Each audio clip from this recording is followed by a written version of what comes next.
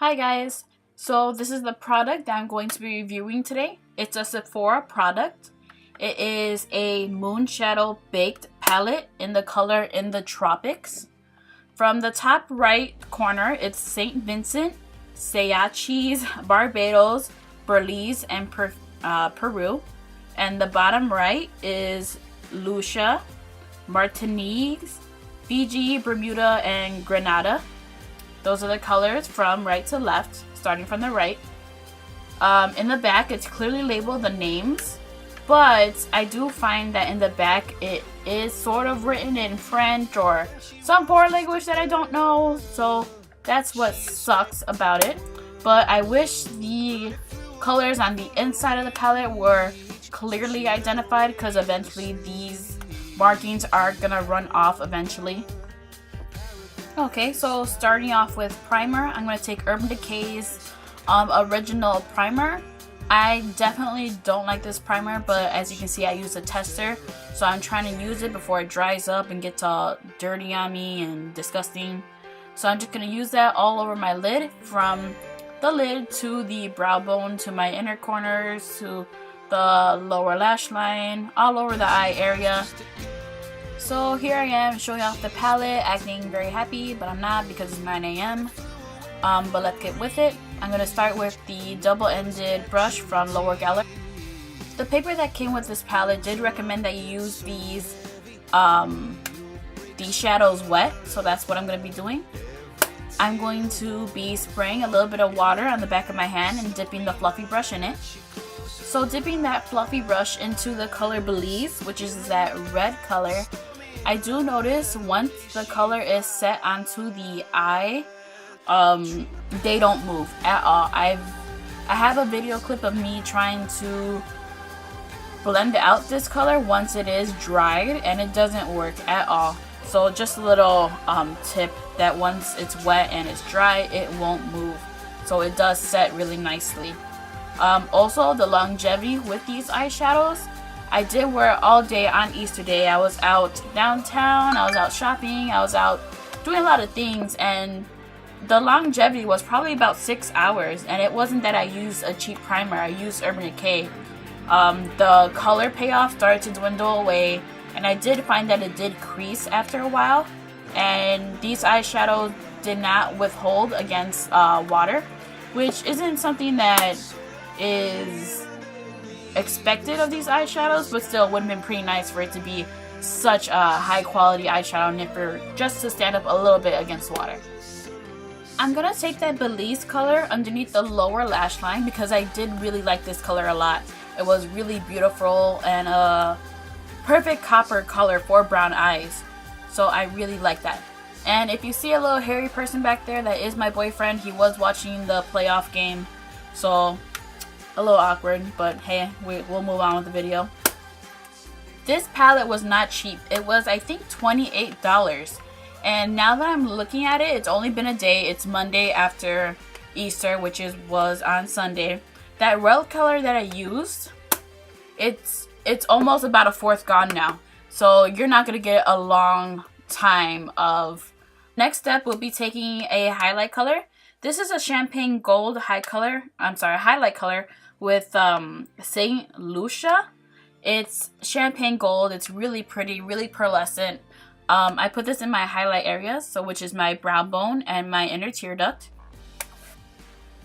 Next, I'm going to be taking a clean, fluffy brush and just dipping that into Belize as well. And I'm going to try to blend out that color that we first put onto the lid, which is also Belize. But as you can see, this is where I started to have problems blending it out because the color was already set. So basically, you're just going to get a faint amount of color in the crease. So that's what kind of made me angry about this. Just because it's set doesn't mean it shouldn't have to move. Next, I'm going to be taking that color Barbados. It's a really pretty gold color. It does remind me of Urban Decay's, what's that called? Half Baked. Super pretty, a perfect gold shimmery color. And I put that all over the lower lash line to halfway. This palette also has a great amount of fallout on your face and also inside the palette. So think about that if you buy this. The next part, I'm going to be taking Bermuda, which is a really nice fuchsia purple color. And I'm going to put that on the other half of my lower lash line. It's a really pretty color, guys. I wish it had more color payoff in my camera, which it did in real life. But I don't know, it was really nice. Oh, there's my boyfriend. So winged it out at the end as well to help with the sort of spring look that's going on here. I was really motivated by Easter time. It was beautiful outside, so I just wanted an array of colors. So here's me trying to show off that purple, and my camera's having a hard time to focus, but there it is. And this is me putting on mascara. I'm using Revlon's, that's a good question. Hold on. Volume mascara. And I'm just going to put that top and bottom, load them up because you will be putting on fake lashes today. Next is eyebrows. I'm using e.l.f. Duo Quad in medium.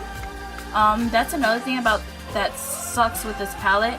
I do wish it had a really pretty brown in here to help tie all the looks together, because you do have on the right side really light, nice champagne-y colors, and then on the left side you have really dark colors that really don't. I wish it had a really dark coppery brown in here to help the colors sort of blend and look really nice and transition together. I used to think this was a really pretty travel palette, but because it doesn't have any sort of matte colors, your eyes sort of look like disco balls. And I do have baked eyeshadows that are matte, so it's not impossible. As far as the other Sephora palettes that are baked, there really doesn't look like there's any difference in the other two palettes. They start from light to dark just like this one, but this one has more an array of colors, so I chose this one over those. These are the eyelashes I'm going to be doing today. They're long and sparse and flirty. Taking Laura Geller's Spackle Primer and Bronze, I think. I'm going to put that all over my face. It does have a bronze tint to it, so it will help my face sort of liven up because I am naturally tan. So since it's been winter in Chicago and super cold, I'm just trying to deposit more of that warmth color back into my face with this bronzer. Using Revlon's Photo Ready concealer in medium, so it's about 2 shades lighter than my own skin tone. I'm going to put that in my highlighting areas of my face, which is right underneath my eyes in a triangle motion. I'm going to be trying to conceal my dark circles. This is in Deep, so obviously it's a really dark color for me, but since it is a CC cream, it will act like a tinted moisturizer and just absorb into my skin to ensure that the contour lasts longer than my highlight, because I do have a fat face.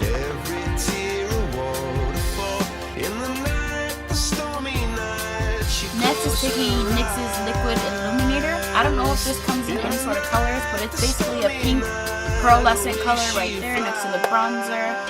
And I'm going to put that over my concealer that I put underneath my eyes, right at the end of my cheekbones to make my cheekbones look more prominent. And I'm going to blend that out with a square blending brush, blending sponge.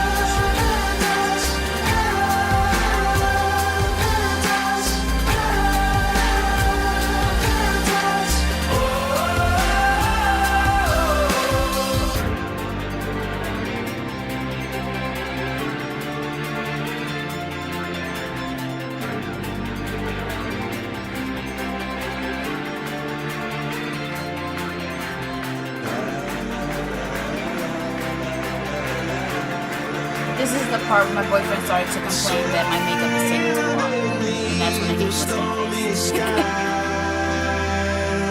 She said, oh, I know the sun will set to rise. This could be contour, eyelashes, the whole entire Sephora look. I do apologize. I wish my first impressions video was a little bit more informative, but again, it was just a first impression. I was just telling you guys what I've noticed while I put on my makeup. I will do a more extensive review later on.